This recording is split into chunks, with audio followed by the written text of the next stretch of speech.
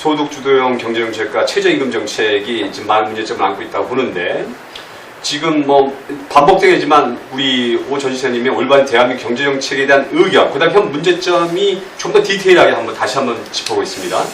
이렇게 말씀을 드리겠습니다. 지금 이제 문정부의 경제 실책을 가장 제가 보기에 문제가 큰 부분 한 가지만 말씀을 드리면, 이 정권이 무엇을 가지고 표를 얻어서 집권했습니까? 빈부격차가 심해진다는 걸 선동을 해서 국민들의 마음이 보수 정권으로 떠나가도록 끊임없이 이간질을 시키고, 한마디로 말해서 모함에 가까운, 그렇죠. 그런 그 선전선동을 통해서 자신들이 집권하면 마치 빈부격차가 굉장히 줄어들 것처럼 한마디로 오도된 주장을 했던 것이 밝혀졌다는 것. 이게 가장 중요합니다. 제가 계속 통계 수치를 눈여겨보면서 정리를 하고 있는데요. 작년 연말 기준으로 그 1년 전과 비교했을 때 대한민국 최고 상위 20%와 최하 20%의 그 소득, 연소득 증감을 보니까 제일 어려운 분들, 하위 20%의 소득은 10%가 줄어들었어요. 감소했다 이거죠. 감소했어요. 최상위 20%, 제일 잘 사는 이른바 저들이 기득권층이라고 분류하는 분들은 18%가 늘어났어요. 그래서 앞뒤 합산을 하면 28%의 격차가 더 벌어졌어요. 1년 동안. 아마 올 연말에 통계가 나오면 더 벌어질 겁니다. 이거보다. 이게 무슨 얘기냐. 옛날에는 이게 경제 발전을 하면서 급격한 경제 발전은 반드시 빈부격차를 수반하도록 되어 있습니다. 역사 발전의 법칙이 그래요. 똑같이 발전할 수는 없어요.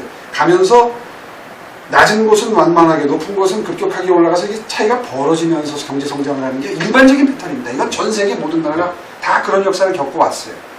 그것을 가지고 마치 대한민국의 보수 정부가 가난한 사람을 챙기지 않아서 기득권 세력이 더 착취를 해서 빈부격차가 생기는 것처럼 선동을 했다면, 적어도 본인들의 정책을 펴서는 이게 줄어드는 조짐이라도 있어야 되는데 오히려 그때보다 더 벌어지고 있다.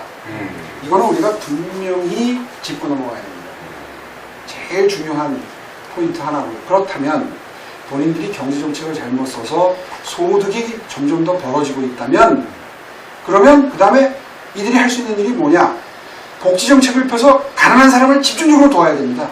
그래야 벌어지고, 소득 때문에 벌어지고 있는 게 그나마 좀 좁혀지지 않겠어요? 근데 복지정책도 이 사람들이 빈부격차와 무관하게 똑같은 액수를 나누어주는 복지정책을 더 많이 쓰기 때문에 복지로도 이게 좁혀지지 않는 거예요. 그게 이른바 저들이 이름을 지은 보편적 복지입니다. 그러니까 잘 사는 사람이나 못 사는 사람이나, 잘 사는 사람이나 똑같은 못 사는 사람이나 6세 이하 아동은 전부 다 예를 들어 10만 원을 주고 있다. 어떻게 빈부격차가 좁혀지겠어요? 어려운 집안의 아이는 더 주고 잘 사는 집안 아이는 안 주든지 덜 줘야 이게 좁혀질 거 아니에요? 맞아요. 노령수당도 마찬가지입니다. 노령수당도 똑같아요.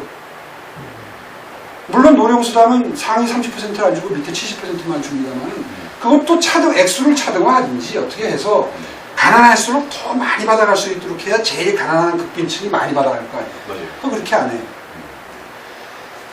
속마음이 가난한 사람을 위하는 데 있다기보다 표를 얻는 데 있기 때문에 그렇다. 아까 푸핀의주에 대한 질문을 저한테 하셨을 때 제가 구체적인 이야기를 이런 거를 생략하고 넘어왔는데, 바로 이런 게 전형적인 포퓰리즘입니다. 무슨 얘기냐 하면, 모든 복지정책을 펼 때 어려운 사람한테 더 주는 정책을 모든 복지정책에서 편다면 그나마 경제정책 실책에 의한 빈부격차를 완화할 수 있다. 근데 그걸 모르겠어요, 이 사람들이. 그렇죠. 뻔히 알면서도 그렇게 안 한다. 이거는 책임을 방기하고 있는 겁니다. 그래서 저는 이 정부가 반저소득층 정권이라고 이름 붙이고 싶은 거예요. 대려. 그건 분명한 사실입니다. 빈부의 격차를 줄이려고 했는데 대려 가난한 사람들이 되게 어려워지는 이런 상황이 발생됩니다. 그렇죠. 그래놓고 그런 통계 자료를 발표하기 시작했던 통계청장을 내쫓았잖아요. 그렇죠. 어디서 전 세계에 뭐 이런 정권이 다 있어요. 아니 자기네들 자기 입맛에 맞는 통계를 내지 않으니까 그런 거 아니에요? 그러니까 그분도 그 백그라운드를 보니까 운동권 출신이더라고요. 이거 쫓겨난 분도. 그러니까 그분은 굉장히 양심적인 통계청장이에요. 그렇습니다. 근데 그분 쫓아내고 자기들 군에 맞는 통계를 낼 걸로 기대되는 사람을 임명하는 모습을 보면서 야, 세상에 어떻게 이런 무도한 정권, 이런 무도한 아주 뭐 아주 좋은 얘기십니다. 그런데 이런 아까 경제정책을 보면 뭐 저기 우리 위원장님께서 이 한국에 이게 지금 현재 뭐 그것이 우리가 극단적이 할 수 없지만 이 여러 가지 가는 방향이 사회주의 쪽으로 가는 것이 아닌가. 그건 분명한 사실이죠. 근데 사회주의도 예. 어려운 사람한테 더 줘야 제대로 된 사회주의. 그렇죠, 그렇죠. 그래서 이게 엉터리 좌파라는 겁니다. 그러니까 완전한 좌파도 아니다 이겁니다. 그 사회주의라고 하면 평등하게 만들려고 노력해야 될 거 아니에요. 예, 그렇죠. 근데 이게 지금 평등하게 만들려고 노력하는 거냐.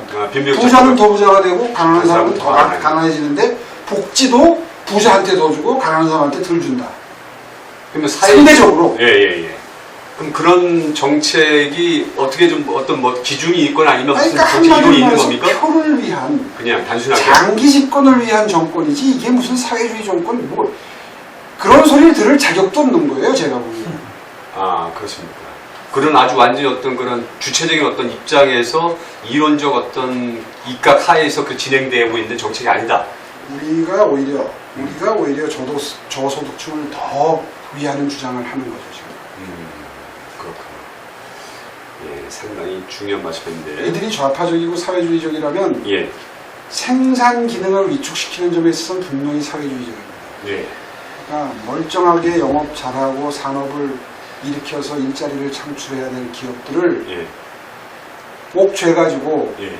생산 의욕을 감퇴시키고 예. 정부에서 주는 돈으로 연명하는 사람들을 만들어낸다는 차원에서는 분명히 사회주의 국가를 지향해서 나아가고 있는 예.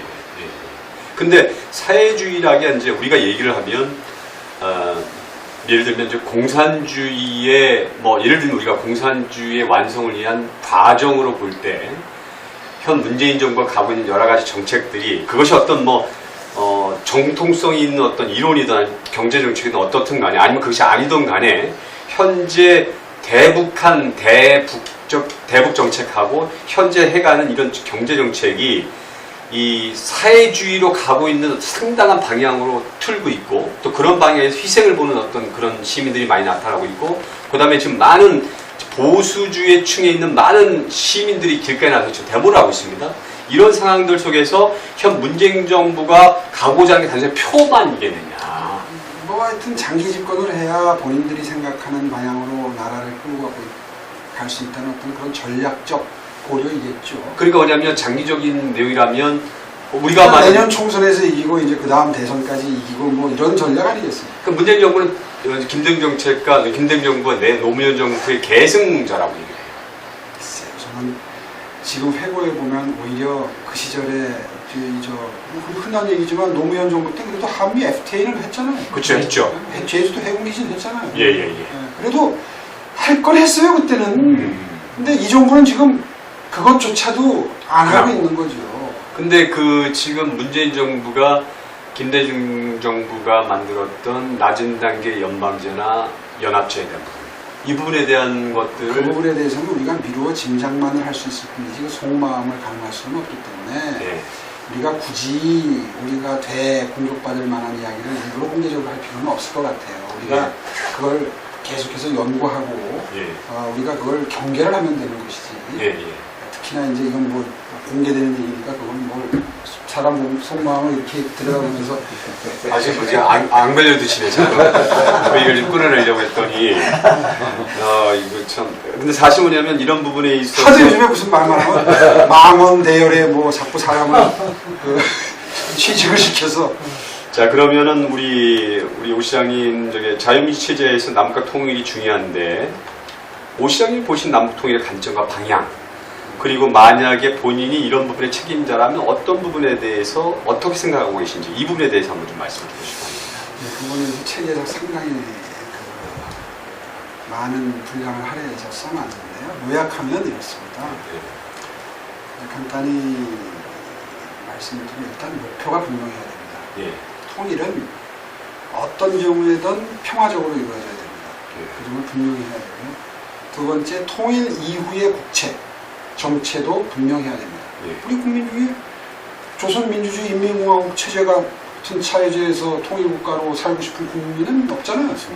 그러니까 일부 있죠. 일부 있죠. 그렇죠. 없다고 얘기할 수는 없죠. 자유민주주의 그리고 자유시장 경제 질서를 바탕 질서로 하는 나라가 네. 통일 이후에 한반도의 정책, 예. 주체가 되어야 되겠죠. 예. 이 점은 분명히 해야 됩니다.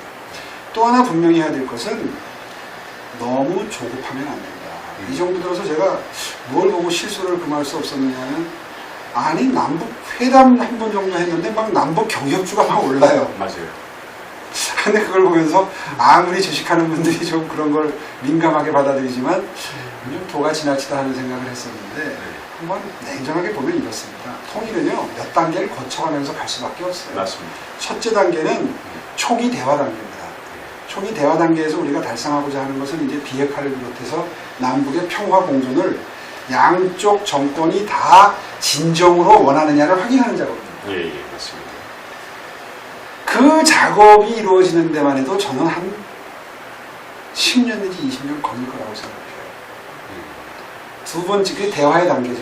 두 번째, 대화가 어느 정도 이루어져서 다음 단계로 중기로 넘어가게 되면 나라 대 나라로서 상품과 서비스가 자유롭게 왔다 갔다 하는 단계.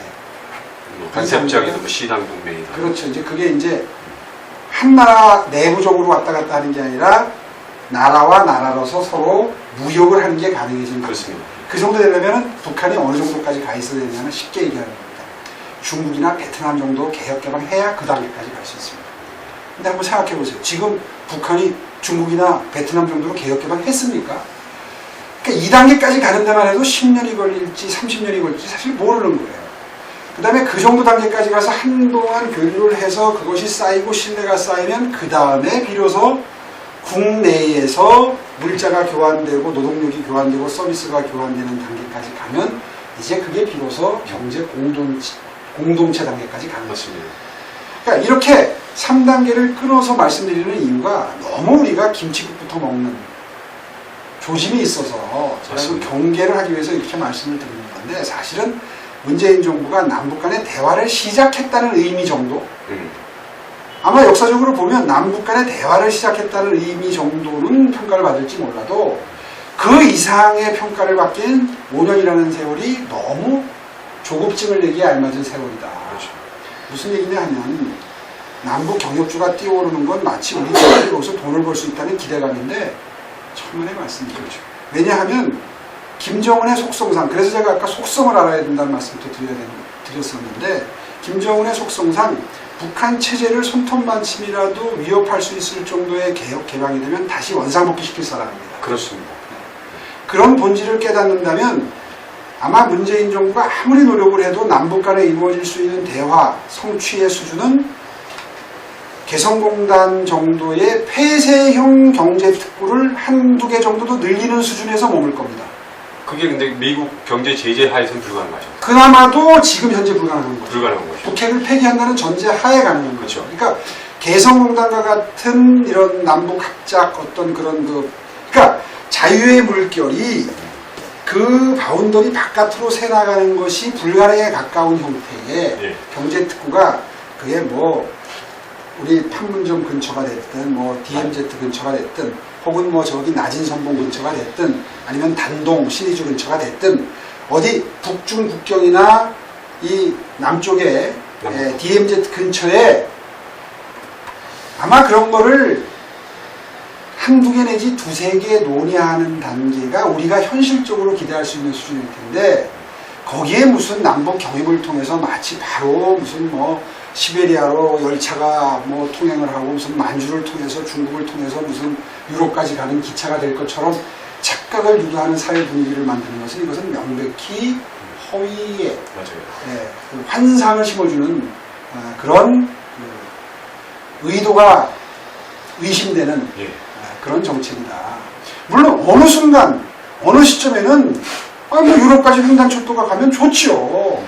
서울대 김태우 교수님 말씀처럼 북극 항로가 뚫려서 밑에 쪽으로 가는 것보다 훨씬 더 경제적인 북극 항로가 대한민국 한반도 옆을 지나가면 우리의 경제적인 그 실익이 더 커지지요. 네, 물론. 그러나 그런 환상을 심어줌으로써 마치 몇 년 내에 그런 변화가 생길 것처럼 기대감을 주는 것은 참으로 번호도단이다. 이 예. 말씀을 꼭 드리고 싶고요. 예. 이제 그래서 목표를 분명히 하는 게 필요하고 예. 그리고 점진적이고 꾸준히 이루어질 수 있는 남북 교류나 협력을 통해서 예.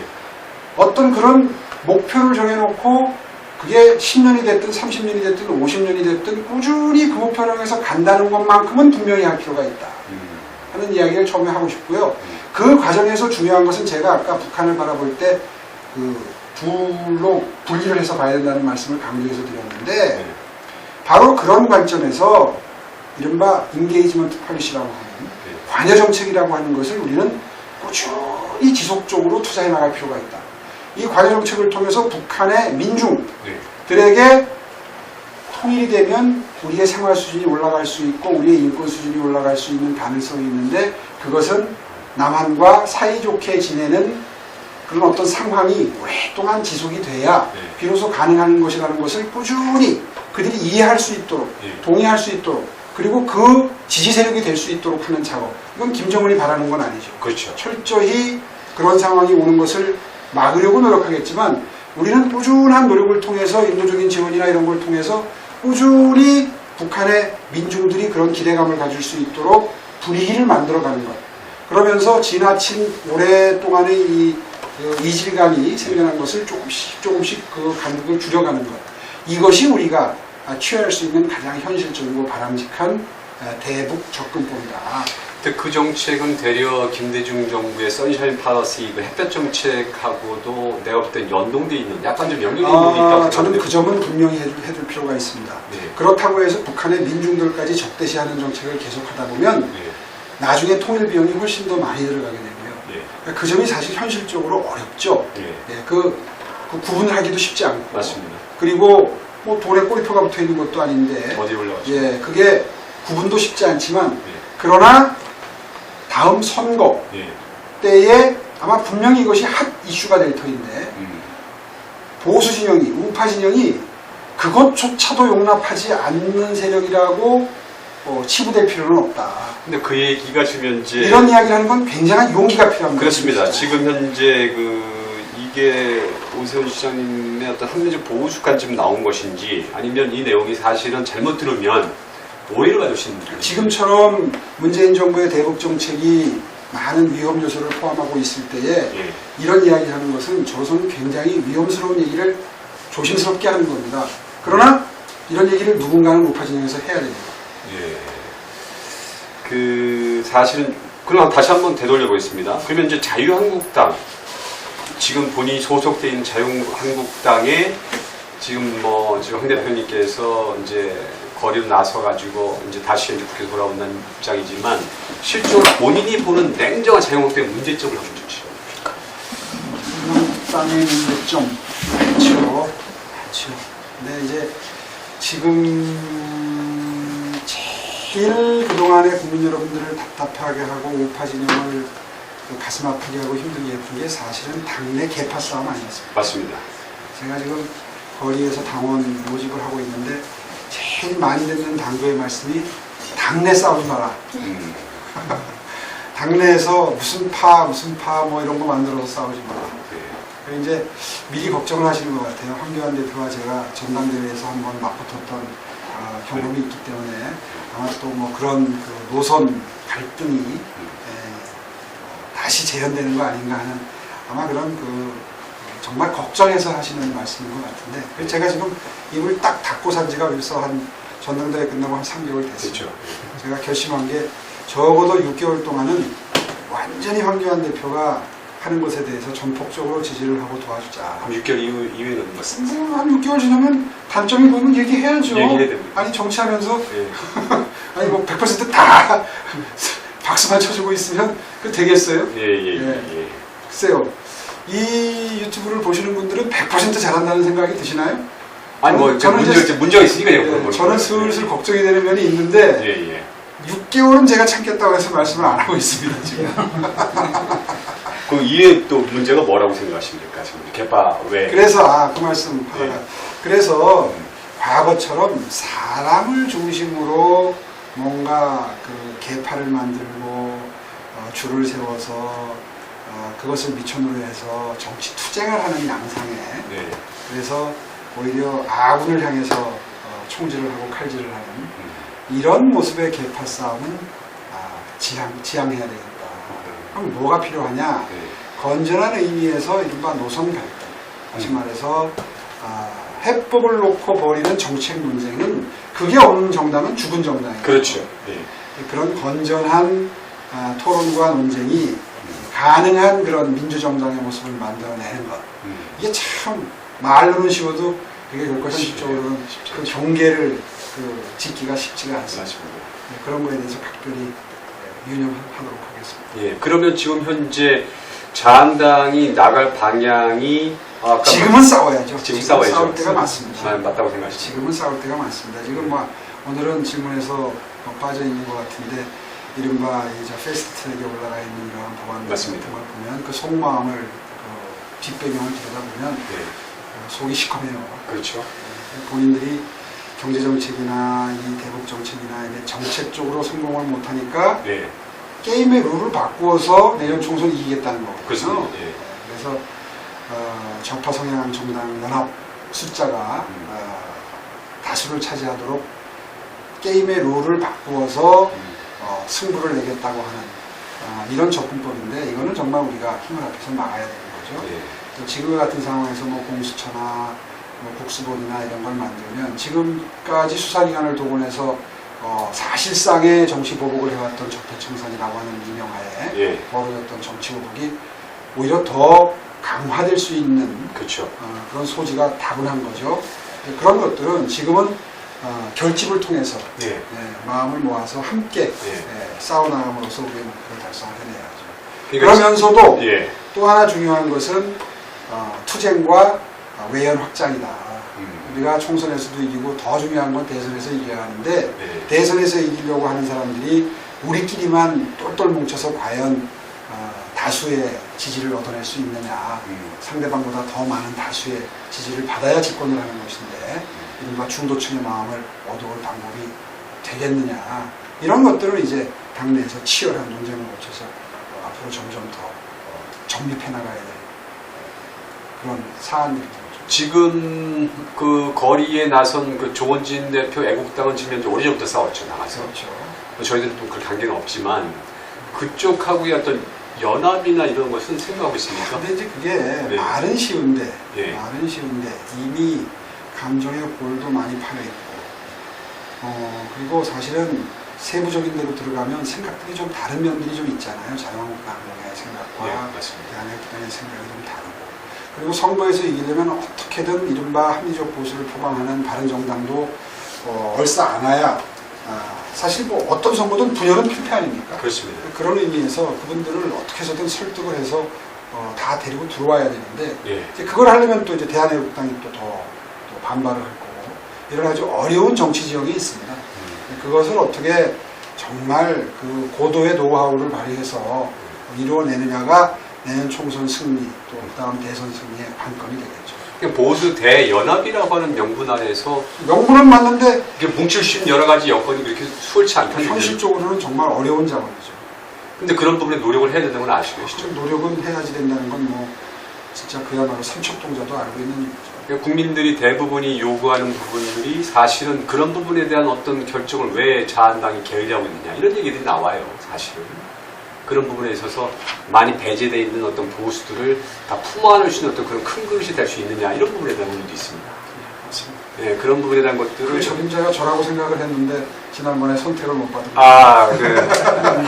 저도 지금 사실은 우리 오 시장님, 전 시장님 사실 그런 부분에서 상당히 대중적인 지도가 있을 거라고 생각을 하고 상당히 저도 응원을 했는데 중요한 것은 뭐냐면 현재 상황에서 우리가 말한 총선이나 대선 이기려면 적어도 이런 건 해야 되지 않느냐라고 생각한다면 가장 그게 이제 제일 첫 번째 할 것이 그것이 아니냐 이렇게 생각이 되는 거죠. 그렇죠. 예. 자, 그러면 현 정부에서 지금 현재 한미 간에 아니면 한일 간 여러 가지 지금 불협화음이 많이 나오고 있습니다. 심각할 정도로 지금 많이 나오고 있는데 한미동맹을 보면 저희는 한미동맹 또 우리는 한미동맹 강화운동위원회고 그래서 실적으로 한미 간 불협화음이 많이 생기고 있고 또 문제점이 굉장히 많이 있어요. 근데 그 문제점과 만약에 오시장님이 그런 분의 책임자라면 이 부분에 대해 어떤 걸 봉합하고 어떻게 미래의 한미 전략을 세워나가겠냐 이런 부분에 대해서 한번 질문을 드리고 싶습니다. 가장 근본적으로 문재인 정부가 첫 단추를 잘못 끼운 것은 기억하실 거예요. 지난번에 트럼프가 한국에 왔다가 그 직후에 이제 문재인 대통령은 중국으로 갔고 인도네시아에서 회담이 있어서 트럼프가 회담용으로 올렸을 때 그때 처음으로 대한민국 국민이 접한 아주 생경한 용어가 있습니다. 그게 이제 인도태평양 라인에 관한 이야기입니다. 저는 그때 첫 단추가 잘못 끼워지는 바람에 미국 정부로부터 지금 현재의 대한민국 정부가 큰 신뢰를 받지 못하고 있다고 생각합니다. 그래요? 사실은 미국은 중국과 지금 무역전쟁을 벌이고 있는 걸 지켜보고 계십니다만은 절박한 거거든요. 중국 포위 전략이 굉장히 중요한 전략 중에 하나입니다. 그래서 아시아 태평양에서 인도 태평양으로 전선을 확대하면서 중국 포위 전략을 이제 본격적으로 쓰기 시작하는 것이고. 맞습니다. 그런 뭐 한미 동맹이니까 뭐 다 알고 계시는 내용이긴 합니다만 그때에 우리가 정말 망설임 없이 미국의 인도 태평양 전쟁에 대해서 우리도 적극적으로 도와주겠다라는 그렇죠. 스탠스를 분명히 했다면 그 이후에 많은 게 달라졌을 겁니다.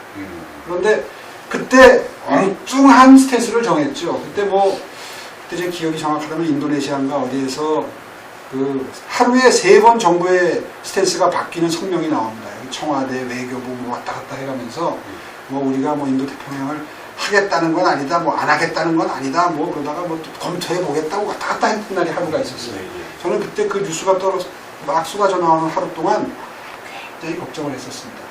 저런 식으로 스탠스를 정한다면 앞으로 한미 관계는 이 정부 내도록 굉장히 곤혹스러운 상황으로 갈 것이다. 사실은 트럼프는 굉장히 괴팍하긴 하지만 스마트한 사람입니다. 그렇습니다. 그래서 분명히 전략적으로 목표를 정하면 그거 전략적 목표를 달성하기 위해서 모든 수단을 동원해서 어떻게든 그걸 만들어내는 사람이거든요. 그렇습니다. 그런 상황에서 우리가 어정쩡하게 미국도 좋고 중국도 좋고 이런 식의 스탠스를 정해서 과연 몇 년이나 효율적인 그 지원을 얻어내겠느냐 미국으로부터 그런 걱정을 하면서 지켜봤었는데 이제 그게 핵심입니다. 그래서 지금 우리가 해야 될 일은 자유한국당이 지금 문재인 정부는 우리가 어떻게 할 수가 없잖아요. 그렇죠. 비판하는 건 하더라도 실질적으로 우리가 할 수 있는 역할은 꾸준히 미국의 조야와 이 루트를 만드는 것. 그래서 공감대를 형성시켜 나가는 것. 미국을 훨씬 더 중요한 우리의 파트너로 동맹으로 생각하는 정치 세력이 대한민국에 건재하다. 그리고 그들이 다음에 집권 가능한 야당이다. 이런 메시지를 미국의 공화당뿐만 아니라 민주당에도 끊임없이 계속 전달을 하고 그리고 그런 것을 바탕으로 해서 미국이 지금 현재의 문재인 정부에 대해서는 이런저런 섭섭한 마음을 가질 수밖에 없겠지만 그 이후에 대한민국 정부는 훨씬 더 긴밀하게 안보 동맹으로 굳건히 미래를 향해서 갈 수 있는 그런 나라다라고 하는 메시지를 분명히 자꾸 지속적으로 주는 것.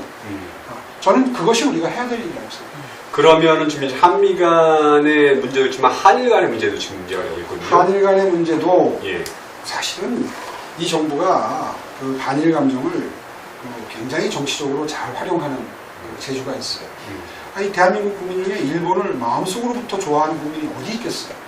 그러나 다 미래를 위해서, 실리를 위해서 그것을 한번 덮고 우리 같이 협조를 해서 그 윈윈 하는 방향으로 가자는 게 우리 국민들의 현명한 판단 아니겠습니까? 맞습니다. 그래서 사실은 박근혜 정부 때 어렵게도 그런 비판을 감수하면서까지 뭔가 한일 관계를 다시 복원하려고 노력했던 것인데 그거를 민족 감정만 앞세워서 다 지금 원점으로 회귀시켜 놨단 말이에요.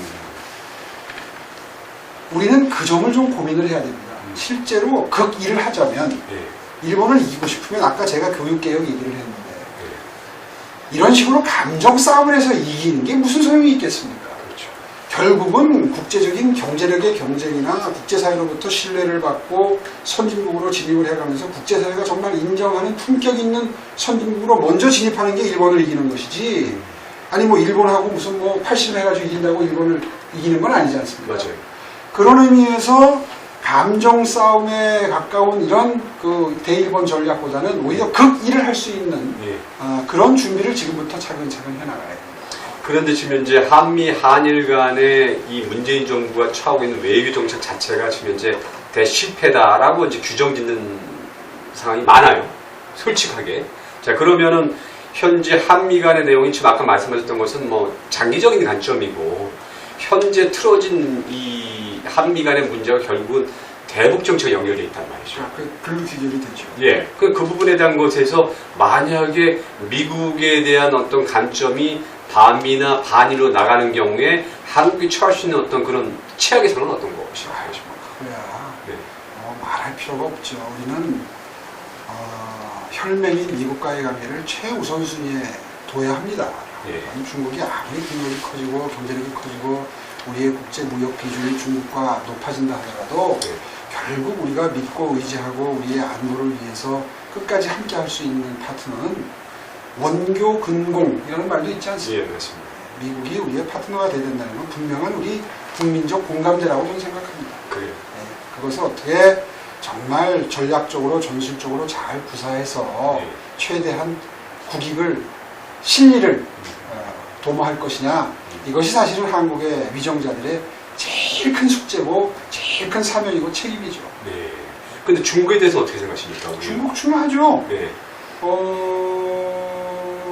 저도 정치적인 꿈이 있고 앞으로 대한민국에서 해야 될 역할이 있는데 이 자리에서 너무 직설적인 표현을 바라지는 마세요. 중국 중요합니다. 네. 중국하고 사이좋게 지내야죠. 가능한 선에서. 이제 우리 우 시장님 잘 안 걸려들어요. 여러 가지 좀 얘기를 끌어내려고 했는데 지금 굉장히 아니 이거 이상 무슨 말을? 좀 끌어내려고 했더니 그 부분에서 굉장히 자 그러면 좀 더 질문을 받아보고 그럼 마지막으로 질문할 부분이 이 부분입니다. 지금 현재 본인에 대한 포부, 미래한 포부. 저는 뭐 예. 글쎄요. 저의 모든 생각은 내년 총선에 가 있습니다.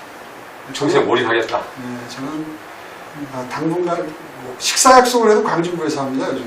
아 그러십니까? 바깥에서 했던 약속도 바꿔서 광진에서. 저도 강진구에서 전화드리겠습니다. 네, 다음에는 광진구로 오셔서 한번. 알겠습니다. 거기 우리 저기 네. 주회장님도 강진구에서 전화드리겠습니다. 네, 예, 예. 그러니까 총선에 이제 올인하는 입장이시다. 그럼요. 일개 당협위원장으로서의 스탠스를 조금도 흐트리지 않고 네. 앞으로 1년 동안 꿋꿋이 정말 열심히 한번 뛰어보겠다. 네. 그런 마음 이외엔 지금 아무 생각이 없습니다. 그것은 뭐 여러 가지 이제 더 큰 계획을 위해서 지금이 가장 중요하다 이렇게 생각할 수 있습니까? 그런 뜻이 될 수도 있겠죠. 예, 예. 자, 그러면 이제 잠깐만 여기 한 10분 정도 남았는데 질문을 잠깐만 좀 받겠습니다. 여기 보진 않지만 질문 좀 해주시길 부탁드리겠습니다. 너무 길면 보시는 분들 지루할 텐데. 아니 괜찮습니다. 이게 나눠서 나갈 겁니다. 자, 예, 저기 질문. 예, 아까 말씀하신 분들이 이제 오신 겁니다. 예, 예, 예. 반갑습니다. 네, 예, 반갑습니다. 제가 오세훈 위원장님께서 서울시장 하실 때 제가 그때 대학생이었거든요. 예, 그래서 그때 대학생이 바라본 오세훈 전 서울시장님의 모습은 굉장히 제가 아는 언니들, 뭐 40대, 그런 30대 여성분들 사이에서 굉장히 스마트하시고 젊은 이미지로서의 정치인의 모습이었거든요. 그래서 제 주변에서도 굉장히 오세훈 전 서울시장님에 대한 이미지가 굉장히 좋았었어요. 근데 그때 이제 무료 급식 건을 이제 안건으로 내시면서 사실 그때 당시 제가 생각해도 아직 국민들이 그런 무료 포퓰리즘에 대한 인식들이 교육이 안 된 상태에서 너무 앞서가신 정책으로 그것을 카드를 내미셔서 그런 부분에서 어떤 능력에도 불구하고 앞서가신 그런 내용에도 불구하고 그때 좀 안타까운 결과가 있지 않았나 생각을 하거든요. 그래서 만약에 내년 총선에서도 나오신다면 그때 저 대학생이었던 저 세대들이 지금 한 40대 초반 50대 선에 이제 여성들이 대부분이고, 제가 생각할 때도 총선에 나오실 때는 가장 그래도 인지도가 있으시면서 어떤 젊은 층에게 그런 과거 시절의 어떤 그런 이미지를 살리신다면 대중적인 어떤 그런 충분히 영향력을 발휘하실 수 있을 거라고 생각하시는데, 그런 지지층, 그 전에 어떤 좋은 이미지를 가지고 있는 그런 분들과 또 그래도 오세훈 그 위원장님께서는 또 많은 인지도가 아무래도 뭐 과거 그 보수의 그 윗분들보다는 젊은 층한테 좀 더 쉽게 40, 50대에 다가가실 수 있는 그 여지가 많다고 생각하거든요. 그래서 과거의 그런 어떤 경력들과 앞으로 총선에서 그런 분들의 지지를 얻기 위해서는 좀 어떤 전략을 생각하시고 또 그런 분들을 충분히 설득하실 수 있는 그런 어떤 제안, 정책 이런 것들을 가지고 계신지 좀 궁금합니다. 네, 지금 이거 좀 이거 한 번가 나중에 한 번만 더 받고 이제 끝내겠습니다. 예, 여기서 먼저 좀 답변 좀 해주시죠. 예, 그래요. 아까 이제 무상급식을 예를 들면서 굉장히 안타까워해 주셨는데 제가 한 5분이나 10분만 하려 해서 많은 오해가 있어요. 그 부분에 대해서. 시간이 흐르다 보니까 그 오해가 굉장히 강화가 돼서 이건 사실관계하고 많이 다르게 지금 그 정리가 되어 있는 것 같아서 그 부분을 좀 정리를 해서 드리면 제가 당시에 민주당 시의회가 압도적인 다수를 차지하고 있는 서울시의회에서 100% 무상급식이죠. 소득 수준과 무관하게, 그러니까 잘 사는 집이든 못 사는 집이든 똑같은 액수의 지원을 하는 무상급식이 처음으로 발의가 되면서 당시 상황이 지금 생각해보면 뭐 그런 일을 가지고 정치적인 운명까지 거나 지금 이제 그런 말씀들을 많이 하신단 말이에요. 사실 그때 사회 분위기는 이런 거였습니다. 무상급식 하나가 문제가 아니라 기억하실 거예요. 무상의료, 뭐 무상복지, 뭐 줄줄이 무상등록금, 뭐 줄줄이 하겠다라고 예고를 하는 상태입니다. 민주당이. 그걸로 집권을 하겠다.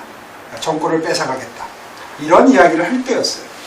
그래서 이제 그것이 이것을 막아내는 게 그 본물이 터지듯이 터져나올 그 상황을 미리 미연에 예방하는 기능이 있다라는 사회적인 공감대가 있었습니다. 첫째.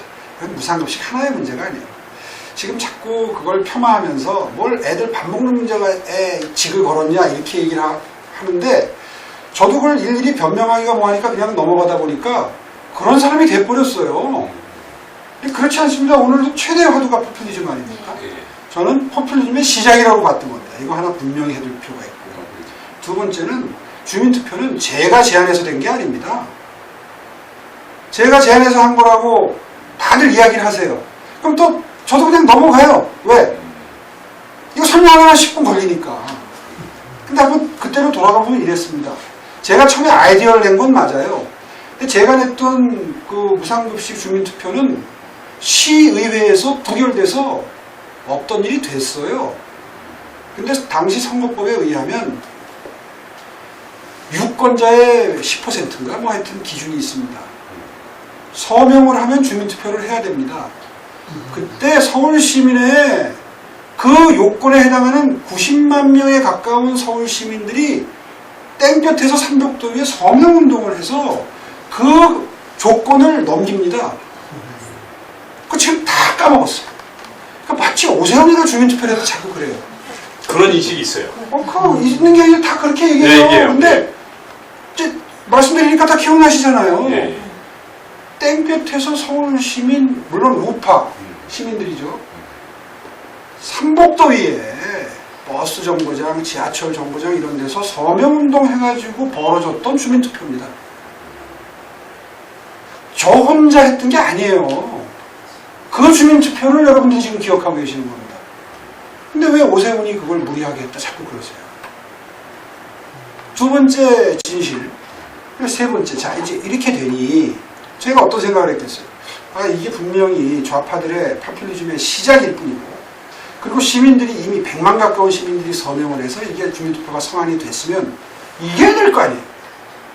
지면은 복물 터지듯이 이제 이거 봐라 말이야. 국민들이 이걸 원한다 그러고 해부칠 태세인데 이게 나라 구하는 거 아닙니까? 근데 어떻게 해야 개표를 할 수 있느냐 하면 투표율이 33.3%를 넘겨야 개표를 할 수 있습니다. 안 그러면 우리가 지는 거예요. 그러면 개항을 해야 되는데 어떻게 33.3%가 투표장에 나올 수 있도록 할 수 있을까요? 어떻게 해야? 자극을 줘야 될 거 아니에요. 아니 저도 그래도 서울시장이라는 자리를 그 재선시장이 된 지 1년도 안 됐을 때인데 저도 안 아까웠겠어요 그게. 근데 그게 마치 내가 쓰레기 버리듯이 헌신짝 버리듯이 버린 것처럼 자꾸 얘기를 해요. 아니 제가 시장직을 그만두는 게 제 목표였겠어요. 너무너무 섭섭해요 그렇게 얘기하는 걸 들으면. 근데 너무 쉽게 그렇게 얘기를 해요. 아까도 그런 표현을 쓰셨어요 분명히. 예. 참 죄송합니다. 네, 근데 제가 한마디도 반박을 안 하는 게 이거 갖고 논쟁을 하면 사람이 찌질해져요. 그래서 그냥 네 잘못했습니다. 2배로 열심히 하겠습니다. 딱 2마디도 제가 그냥 넘어가요. 보통의 경우.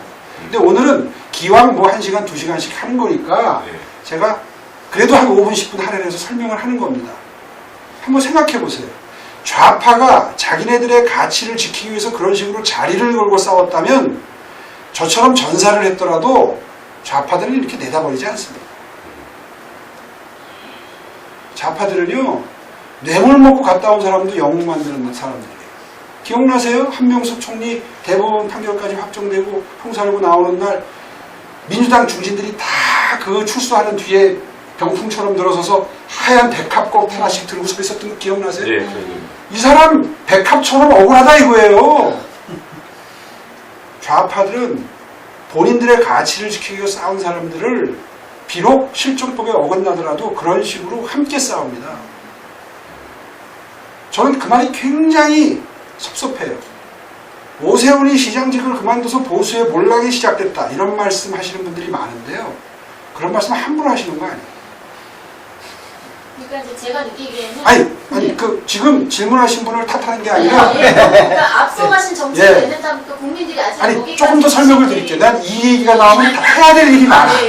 상당히 이제 한 3분의 2 정도 설명. 그런 다음에 질문에 답변을 드리겠습니다. 아까 사실 그 질문 네. 언급을 하셨을 때 하고 싶었는데 네. 이걸 계기로 해서 설명을 드리는 거지 질문하신 분한테 제가 반박을 하는 게 아니에요. 저는 오해하지 좀 마세요. 안타까웠던 거예요. 예. 이렇게. 그래서 과연 그런 싸움이, 그런 전투가 불필요했던 것이냐를 분명하게 할 필요가 있다. 그 무상급식 주민투표 이후에 그 다음에 총선에서 우리가 이겼습니다. 대선에서 이겼으니까 박근혜 대통령이 탄생했을 거 아니에요. 그렇죠. 그런데 오세훈의 그 사퇴가 보수 몰락의 단초가 됐다 이런 말은 100% 잘못된 겁니다. 아니 그 이후에 총선 대선을 이겼는데 자꾸 보수 몰락의 단초를 제공했다. 제가 인정할 것은 우리 우파 인사들이 좋아하지 않는 박원순 시장이 계속 텔레비에 나오게 한 죄가 있다. 그렇게 얘기하면 제가 100% 반성합니다. 근데 보수 몰락의 단초를 제공했다 이런 말은 다시는 하지 마시라. 그건 정말 뒤집어 씌워도 너무 뒤집어 씌우는 그런 잘못된 말씀이다. 이런 말씀을 기왕 언급을 해주셨으니까 울고 싶은 놈 뺨 때려주셨으니까 제가 그런 심정으로 드리는 말씀입니다. 자, 마지막에 질문하고 끝내겠습니다. 예, 제가 하나 예. 하겠습니다. 예, 반갑습니다. 저는 한미동맹 진주지부장 손병용입니다. 그 선거에 이기려고 하면 많은 표를 얻어야 되는데 그 많은 사람들이 예측하기를 한 중도층이 한 30% 정도가 되다 봅니다.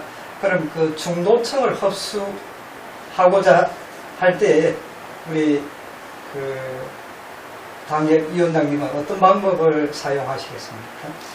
추상적으로 말씀드리면 별로 설득력도 떨어지고 실감이 나지 않으실 거예요.